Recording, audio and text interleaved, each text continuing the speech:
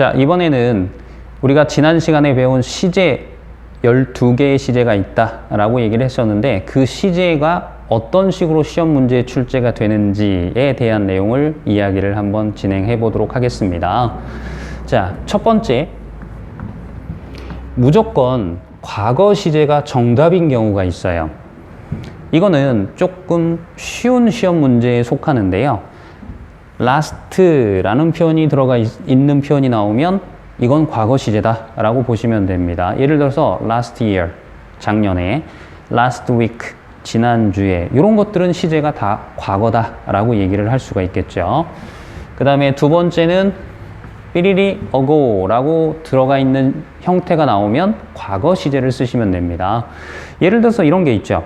10 days ago, 열흘 전에, 2 weeks ago, 2주 전에. 그러면 시제가 과거다 라고 확실히 쓸 수가 있겠습니다. 자, 그 다음에 두 번째는요. 이런 표현도 시험에 제법 잘 나오는 표현인데요. recently 또는 lately 라는 표현입니다. 최근에 라는 의미를 가지고 있는 표현인데 최근에 라고 했을 때는 두 개의 시제가 토익에서는 허용이 돼요. 첫 번째는 과거 시제를 써도 되고요. 두 번째는 현재 완료 시제를 써도 됩니다. 다만 recently하고 lately가 나왔는데 보기에 과거하고 현재 완료를 동시에 쓰지는 않겠죠. 그래서 둘 중에 하나만 쓰니까 걱정 안 하셔도 됩니다. 자, 그 다음에 세 번째는 미래 시제예요. 자, 미래 시제, 그러면 미래하고 관련된 표현이 나올 수 있겠죠. 미래하고 관련된 표현은 크게 두 가지인데요. 첫 번째는 next하고 나오는 표현들이 있습니다. 예를 들면 next week, next month, next year 이런 표현이 들어가면 뭐 next year 그러면 내년에 그러면 당연히 시제가 미래일 수밖에 없잖아요. 그래서 이런 것들이 나오면 미래 시제구나 라고 생각하시면 되겠고요.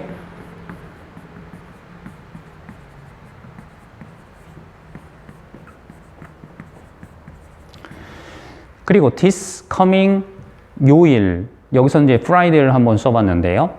자, 이번 다가오는 금요일, 그 말은 아직 안 왔다는 얘기입니다. 그죠? 그러니까 이번 주 금요일이란 뜻으로 해석을 하실 수도 있는데 이번 주 금요일은 당연히 아직 오지 않은 시간이니까 미래 시간. 그래서 이런 것들과 미래 시제가 같이 들어갈 수 있다를 기억해 두시면 되겠습니다.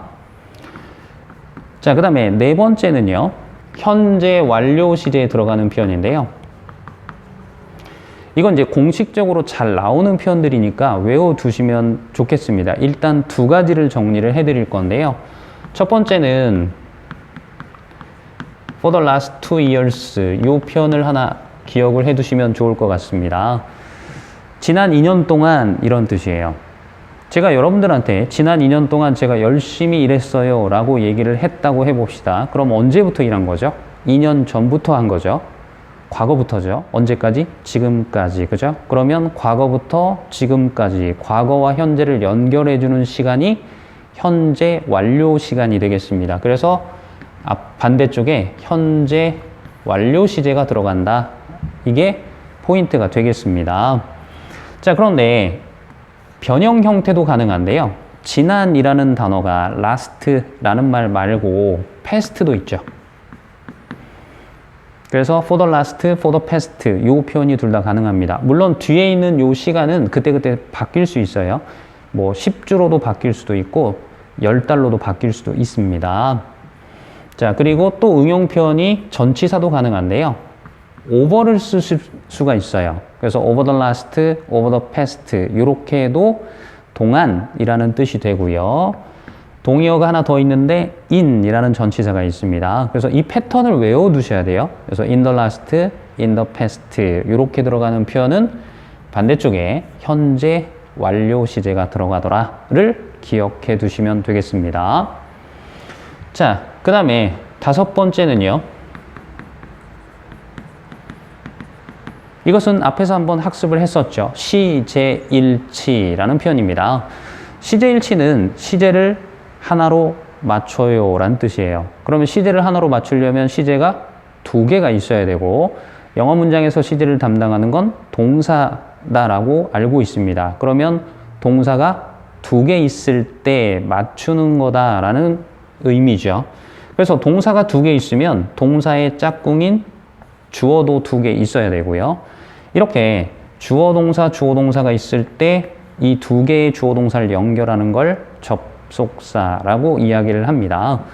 접속사는 크게 세 종류가 있는데 등위 접속사, 상관 접속사, 종속 접속사. 그런데 등위 접속사하고 상관 접속사는 and, but, or 정도로 알고 있으시면 되겠고 이건 나중에 제가 정리를 따로 해드릴게요. 그리고 대부분의 접속사는 종속 접속사입니다. 그래서 접속사라고 쓰면 아, 종속 접속사구나 라고 생각하시면 되겠고요. 이 종속 접속사는 혼자 다니지 않고 뒤쪽에 주어 동사랑 같이 묶여 다니는 특성이 있습니다. 앞에서 주어 동사를 한 글자로 절이라고 부른다고 얘기했었죠. 그래서 종속 접속사는 뒤에 절이 함께 가요 해서 종속 접속사 절이라고 부르는데 길죠. 길면 어떻게 한다? 줄인다. 그래서 종속절이라는 표현이 만들어지고 종처럼 따라다니는 절이라고 생각하시면 되겠습니다. 그러면 종처럼 따라다닌다는 얘기는 종의 반대말인 주인도 있을 수 있다는 얘기죠. 그래서 주인으로서 끌고 다니는 주어 동사 절 해서 이걸 주절이라고 불러요. 그래서 주절과 종속절의 시제를 하나로 맞추는 걸 시제일치라고 부르는 표현이 됩니다. 자, 그러면 시제일치, 우리가 시제를 배웠으니까 제일 단순한 간단한 시제, 그렇지만 중요한 시제 세 가지, 현재, 미래, 과거 시제를 하나로 맞춘다라고 생각하시면 돼요. 자, 그러면 주인이 현재예요. 그러면 맞춘다고 했으니까 종도 현재로 맞춰주면 되겠죠. 반대의 경우도 마찬가지겠죠. 종이 미래예요. 그러면 주인도 미래겠죠. 자, 주인이 과거면 종도 과거가 될 겁니다. 그러면 현재면 현재, 미래면 미래, 과거면 과거가 자동으로 맞춰진다라고 생각하셔서 제가 만든 과자라고 했었죠. 맛도 없고 모양도 없고 심지어 재미도 없는 현미과자라는 과자가 있습니다. 자, 시제일치는 뭐다? 현미과자다. 현미과자는 무슨 뜻이에요? 현재면 현재, 미래면 미래, 과거면 과거가 자동으로 맞춰진다. 이걸 시제일치라고 이야기를 합니다. 다만 과거면 과거인데 가끔씩 과거 완료가 나올 때도 있다라는 걸 꼭 염두에 두셔야 돼요. 자, 그런데 이 부분은 제가 짚고 가야 됩니다. 자동이라고 했더니 보세요. 한쪽 편에 과거 완료가 나오면 반대쪽에 과거 완료가 나오는 게 아니죠. 뭐가 나오게 돼 있어요? 과거가 나오게 돼 있습니다. 그래서 이 부분 주의하십시오. 과거 완료면 과거 완료가 아니에요. 둘 중에 하나가 과거 완료면 나머지가 뭐다? 과거다. 이걸 꼭 염두에 두셔야 됩니다.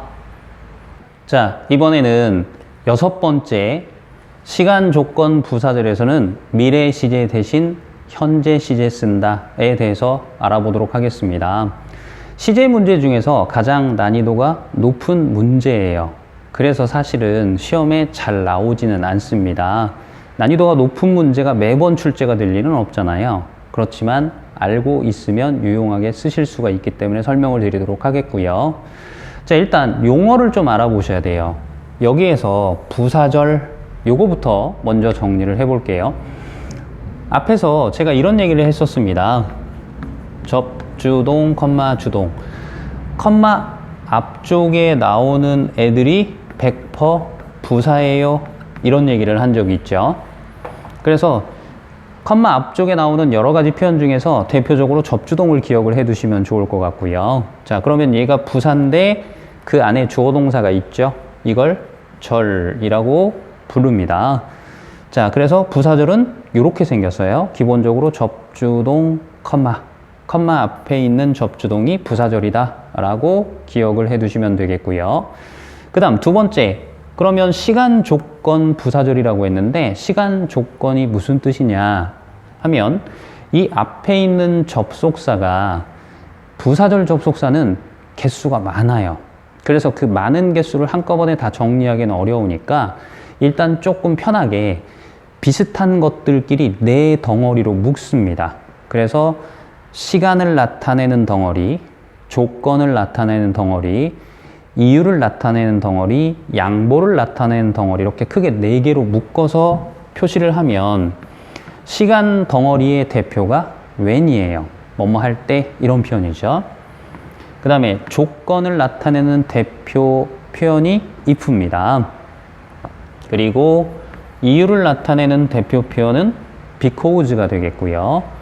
양보를 나타내는 표현은 although. 양보라는 건 앞내용과 뒷내용이 서로 반대되는 상황일 때 쓸 수 있는 접속사라고 보시면 되겠습니다.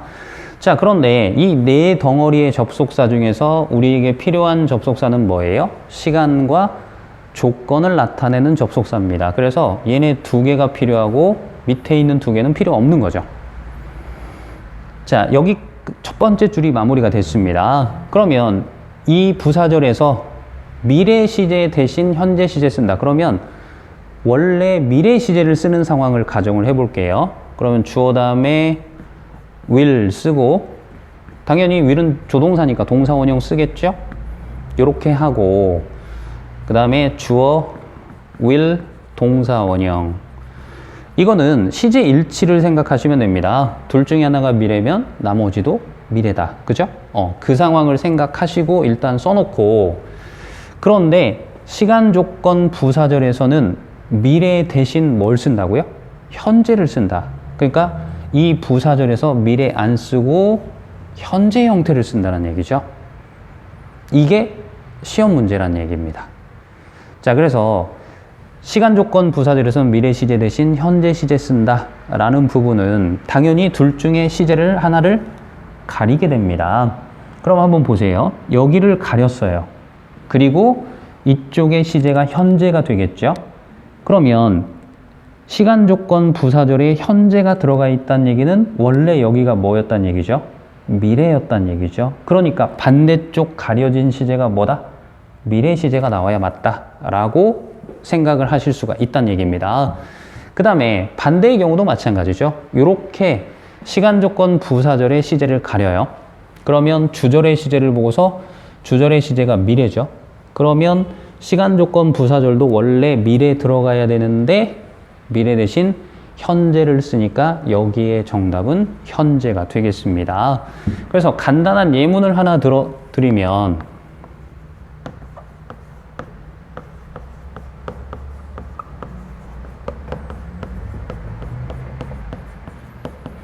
이런 예문을 쓸 수가 있겠네요. When I feel tired, 피곤했을 때 쉴 거예요. 이렇게 돼 있죠. 자, 그러면 주절의 시제가 미래면 원래 여기도 시제가 뭐여야 됐어요? 미래여야 됐죠. 그런데 컴마 앞에 접주동이면 부사절이고 when이니까 시간 부사절이 됩니다. if를 써도 마찬가지죠. 그래서 시간 조건 부사절에서는 미래 시제에 들어갈 자리 대신에 현재 시제를 쓴다. 이렇게 기억을 해 두시면 되겠습니다.